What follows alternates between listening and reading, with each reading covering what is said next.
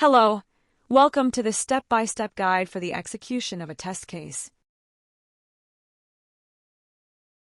Log into the application with the given credentials. Once you are successfully logged in, you will see the dashboard. Click on Run Test Case. Choose the customer. Choose the particular instance on which you want to run the test case. Select the module. You will see all the test cases available for this module. If you want to execute the test case update change job, first, download the test data file. Download and update the test data file with the required details. Once you have updated the required fields, refer to the video on how to update the test data for a particular test case. Then select the test case and click on Run Test Case. To execute any test case, you must provide test data. Upload the updated test data file. Choose the browser on which you want to view the execution. If you want to see the live execution, keep grid mode on. Click on Submit.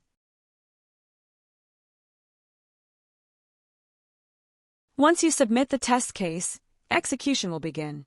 You will receive notifications regarding the test case execution. 2 notifications will be triggered. Start notification indicates the test case execution has started. Completion notification indicates when the test case execution is completed. For the live view, select the test case name to see how the execution is progressing.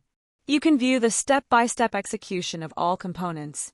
Once the browser is launched, it will log into the Oracle application.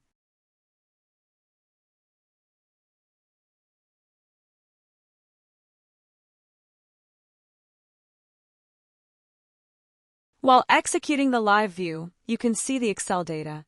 For this test case, it will show iteration and sub-iteration, e.g. 1. Username, URL, all the fields entered by the user. You can verify the test data provided. During execution, check for notifications. You will receive a start notification and later, a completion notification when execution is finished. This is how you can view the test case execution and get notified once execution is completed.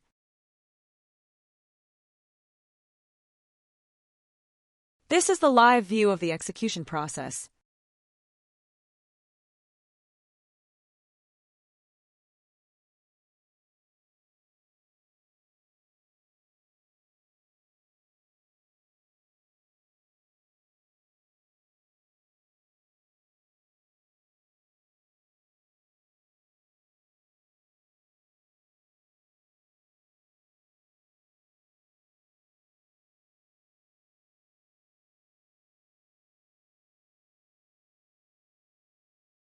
Thank you for watching.